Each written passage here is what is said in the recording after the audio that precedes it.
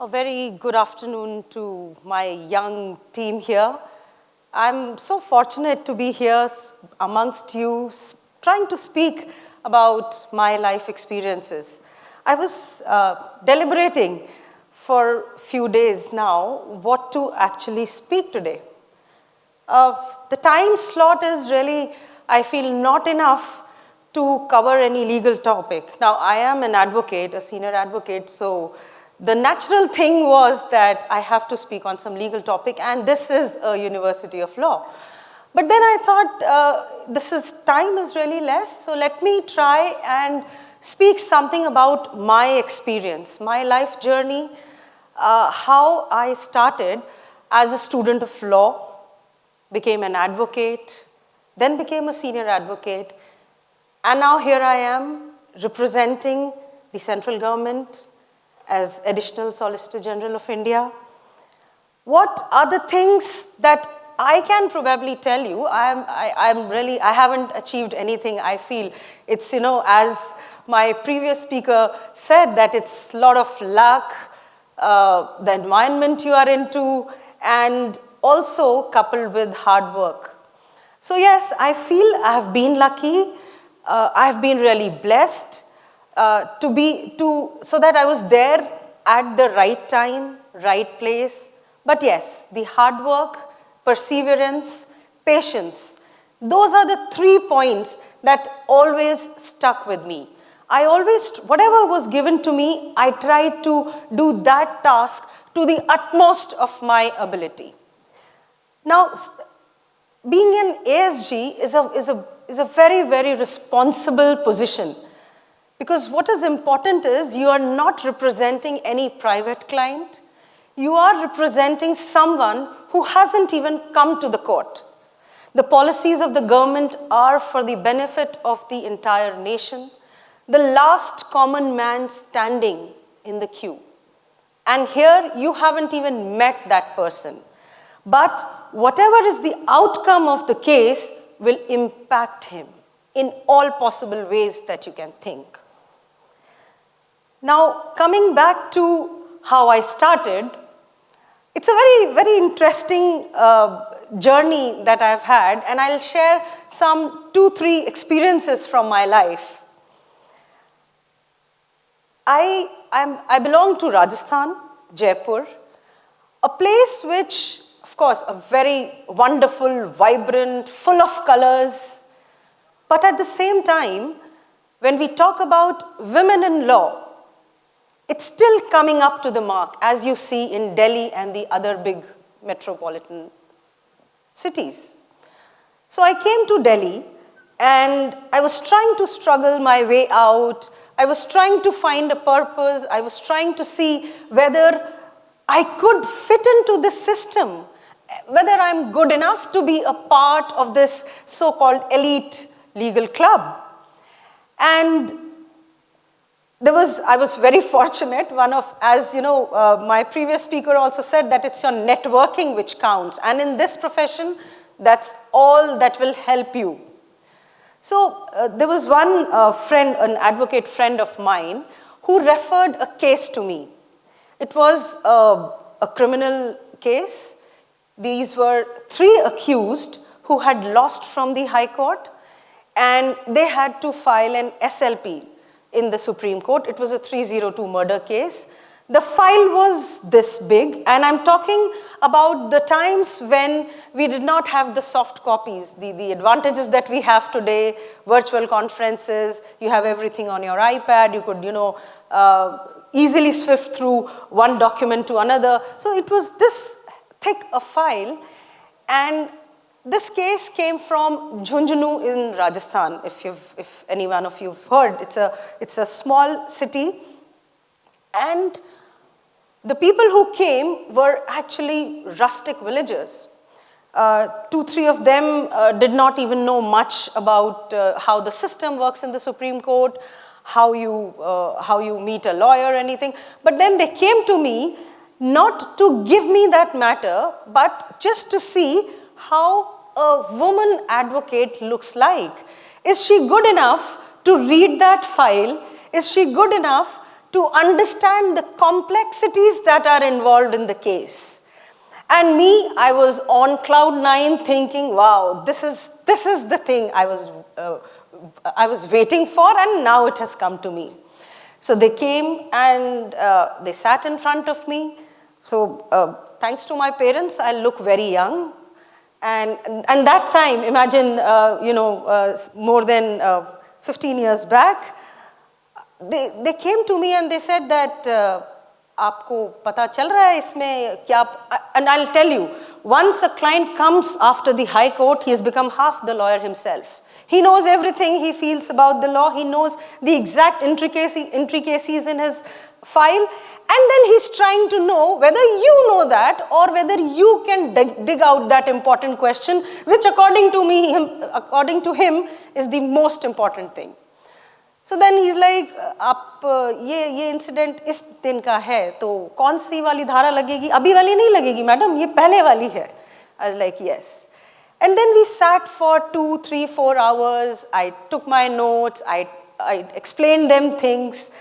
And of course, after the entire conversation, they said, "ठीक है, आपको बताते हैं आके 1-2 दिन में." And I got my clue. I said, this is not coming to me. And then they went to another lawyer and they told, normally in our profession what happens is if they are coming from your state, so they will have a parcha with them and they will have some 5-6 names written and they would, one by one either go or talk to their juniors, give them the files, etc., etc. So then that's how my first interaction was with actually a client, and how I did my entire, I took that thing the entire day and then nothing turned out. So moving from this life experience that I had, there was another one. Now this is very important because when you become a lawyer, it is not just how you understand the case, but how you deliver, how you prepare. And in my initial years, when I started appearing in the courts, I understood one thing very clearly. Even though when I'm preparing a case, I was not sure whether I know everything about the law. In the sense that whenever I used to research, got hang of the historical perspective and the other case laws, the connected case laws, there was always a doubt whether is this the final thing, or there may be some new judgment which I have not been able to research. Maybe that is something that I'm not able to find out, but it might crop up in the court. But I must tell you this, and this you must, I feel, remember, because this is very close to my heart, this experience. Maybe you are not the master of laws, but you can be master of your facts. And I'll tell you, the judges appreciate that a lot. I'll tell you why. When the judges are sitting there on the dais, they have probably at a given instance, on a given day, they would have more than 100 cases before them. Now they, because of their vast experience, so many years of their first as lawyers and then judges, maybe they can't read all those 100 files from start to end, but they are master of laws. They know the correct legal position. Now they really appreciate if you help them. We are also called as the officers of the court. That means even though you might not be masters of the laws, but you can be master of facts. And when you help the judge in understanding the entire case file, then he really appreciates you. And you get that, the judges also make that impression in their minds. We might be thinking, in fact, when my father, he's also from the legal fraternity. So when my father used to tell me, I used to appear and he used to ask me, okay, the judge asked you questions, and then the next time I would go, he would say, do you think he recognized you? Was he giving you a patient hearing? And I was like, पापा इतने सारे lawyers appear करते हैं कि इतना नहीं ध्यान रहता judges को. They are dealing with more than 100 lawyers a day. I don't think so they remember. But later on, I found out during some interactions, and now for sure, that they do remember. If you appear before them and don't unnecessarily hide things, or you are true to your facts, they definitely remember. They remember the lawyers as friend of the court, and at times they would even appoint you as amicus in the court if they know that you are, what is there, you are telling them, and also you're trying to assist them in the entire process. So these are some of the examples I had from my early years, which I thought can be really, really useful for you young people. If I can have a raise of the hand from you members who all want to be in litigation. Okay, great. So then you must remember these two things, master of facts and always be a true officer to the court. The judges do appreciate that.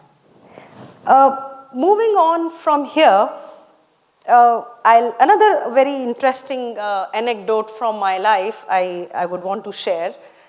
So I was a junior to one of the lawyers. I had gone to learn how to appear in the court, how to read a file, and like everyone, I also was in his office. And in Delhi High Court, I was given a file. It was a regular matter. Regular matter means that detailed hearing would take place in the matter. So I was given that matter, and I was told to sit in the court and wait for the turn. So my job was to prepare the matter, and when the matter is reaching, to tell my senior that the matter is reaching, please come quickly. And then when he comes, he would argue and I would assist. Now, that happened, I used to sit from 10:30 a.m. Now, no one told me in those days that initially the supplementary list is taken up, then the advanced list, and then comes the regular hearing list. But okay, I was sitting there trying to understand how the system is and how the matters would be taken up, and I was sincerely, eagerly waiting for my matter to come up. Day 1, day 2, day 3, and it went on for 25 days. I was literally losing my patience, because at times it so happened that I was just 2 matters away and the time was up. But then I was waiting. On 25th day, while I was sitting, the judge there noticed me. There was a matter which he was hearing, and it concerned a land dispute. So there were two parties. One party said that this is my piece of land and the adjoining land is of the other side, and he has blocked my way. He's not, the ingress and outgress from my land portion has been blocked by the other side. Now the judge asked the other side that why have you done so? If he's not able to come to his portion of the land, that will be really difficult for him. The other side said, no sir, there is another way also possible. So I'm not the one who's blocking. He can easily have the other way from that portion of the land. Now the judge calls me and says that, young counsel, we would like to have your help here. And I looked here and there, is he really talking to me? Because I was sitting there for 25 days like no one, and just engrossed in whatever was happening throughout the day. So I went, I bowed down, and he said that we would want to appoint you as a local commissioner. Now, you all must be knowing what a local commissioner is, but I'll just explain to you in a while. So local commissioner is someone who would go to the place of dispute, would prepare a map, would understand what is the problem, what is the fight about, and would give a report to the court. Based on that report, the court will then decide what exactly is the dispute and whether it really is, or how can he solve that.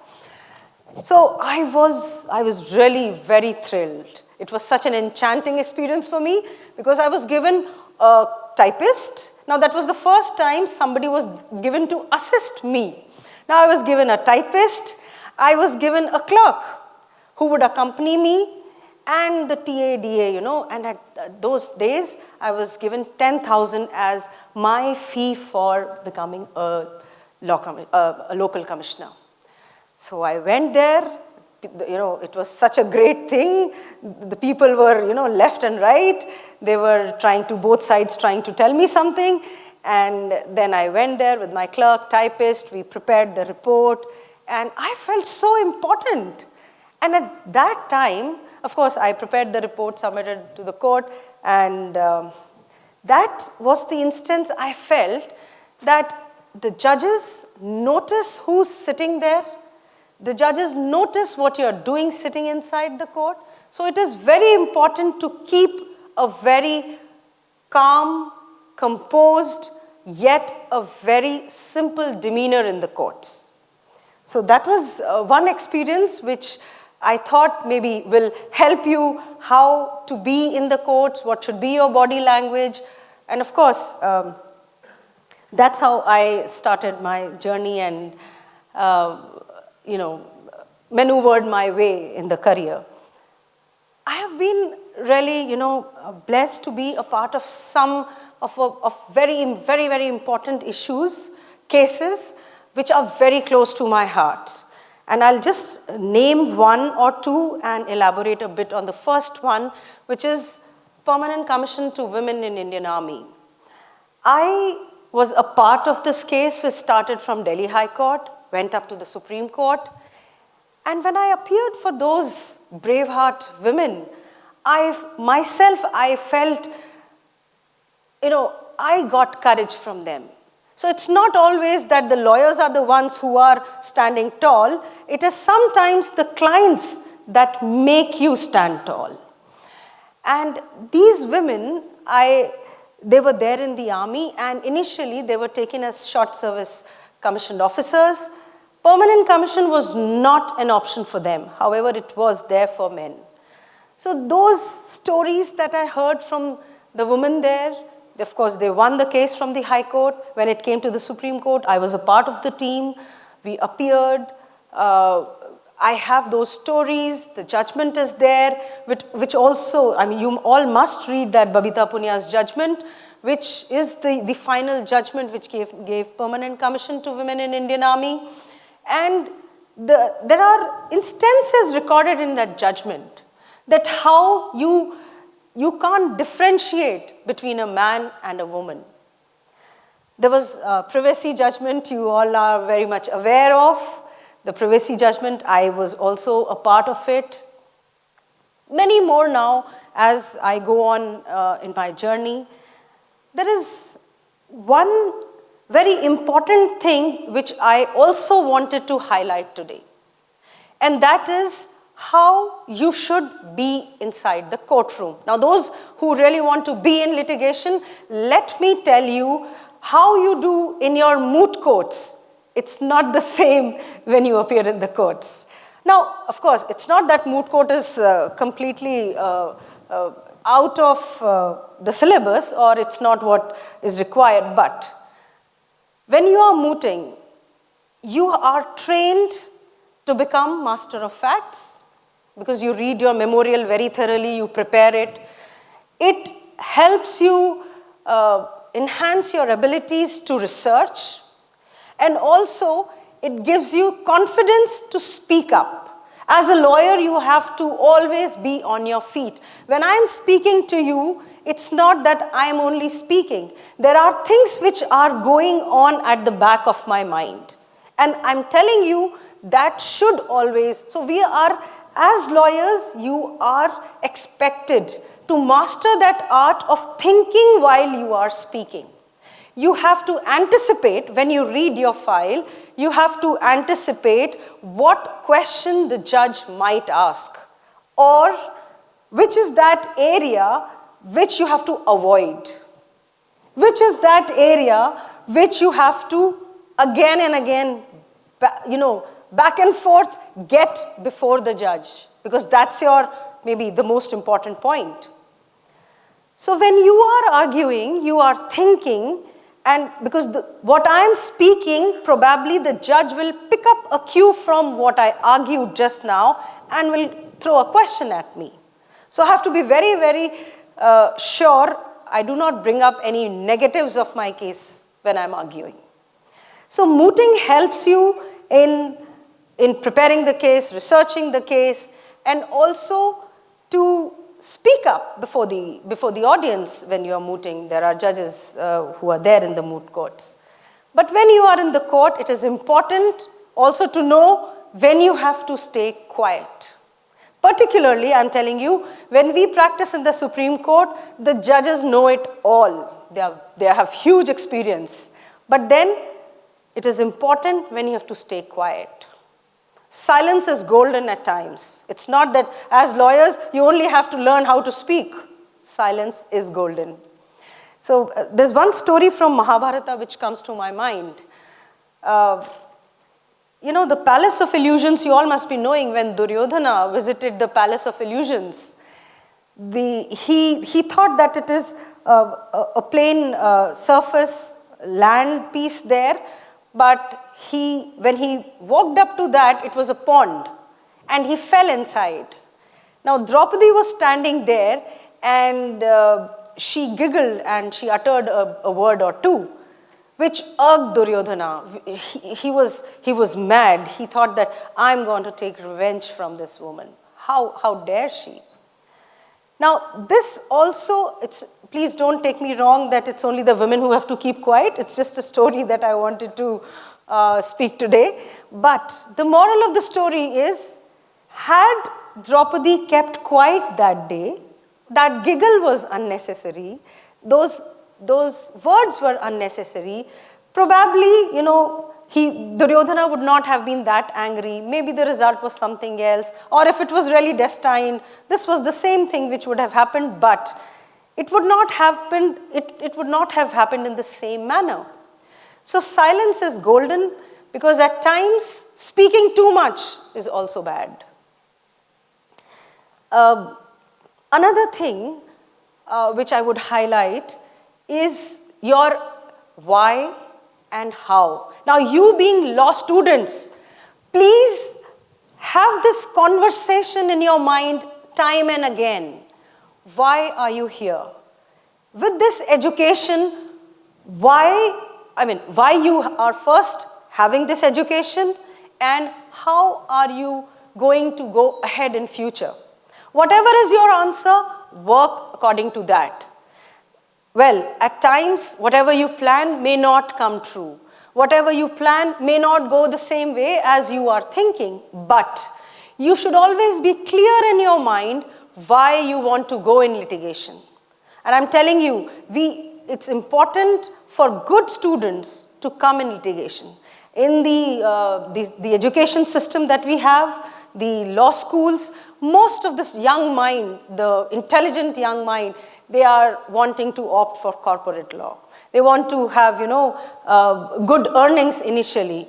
Of course, it's not the same in litigation in the initial years, but the country needs bright young minds. And I would urge each one of you to seriously think about litigation as an option. But at the same time, be prepared to slog 24/7. And don't take me that I'm trying to say that overworking is good, but that's the initial years you have to really put in your mind and soul so that you actually reach. Because see, what you're studying at present in the university, it is very different when you are there in the court. Probably you won't even have that much time to explain your case. So going through the entire brief and then having the best point and then speaking your best point in that 1 minute. So the entire study that you have done for days together, ultimately what is the time? So we are like actors. Lawyers are like actors also. The preparation, you might say that it was only for 5 minutes you argued, but your preparation backstage may be 10 days, 12 days, God knows how many days. finally what you deliver in the court is your final stage act. But for that, you have really went on and slogged day in and day out. So when, there are so much, talks also going about lawyers having vacation like school children. But let me tell you, when the courts are on, we don't have even a single day off. So we are, even on Saturdays and Sundays, we are preparing for the next week. So that is the preparation which goes on in the profession, but it is a very, very satisfying career. It is not monotonous at all. Every new case gives you a new opportunity, a new challenge, and you go through, you just pick that up, one is over, immediately next. So it gives you a different high altogether, which nothing can give you. So I think, okay, there's 1 minute remaining. I can also maybe deliberate something on the young students that come to me for internships. You guys come for, say, a month or so, and I always tell the students who come to me for internships, you are coming here to watch how a law officer's chamber looks like, how we work throughout the day, how we prepare our cases, so that you know exactly when you are choosing litigation as a preparation, as a profession, this is the kind of preparation that you have to do. Or maybe you can think about which way to go. In litigation also, you've got many different ways that you can go. You can, of course, be in a law firm. You can be a part of a big law firm. You can be with an individual lawyer. You can also, be with a senior advocate, preparing with him the cases and then briefing him.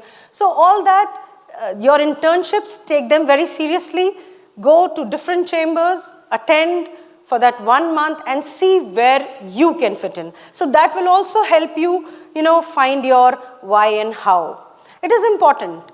Also, there is one famous quote of Bhagavad Gita which says that when you see great men, try and see how they are working.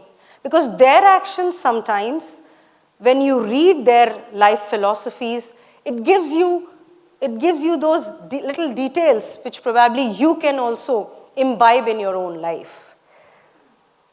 And maybe you don't get that big chamber to attend, but then the life stories of these great men, I myself have read so many of them and try to imbibe some of the great qualities that they have, especially the fact that it helps you chart your own way. So that would be my advice to you young people, and I'm so happy and proud to be here amongst you all. My time's up. I have many more stories to tell you, but maybe I'll keep them for the next time. Thank you very much. Thank you.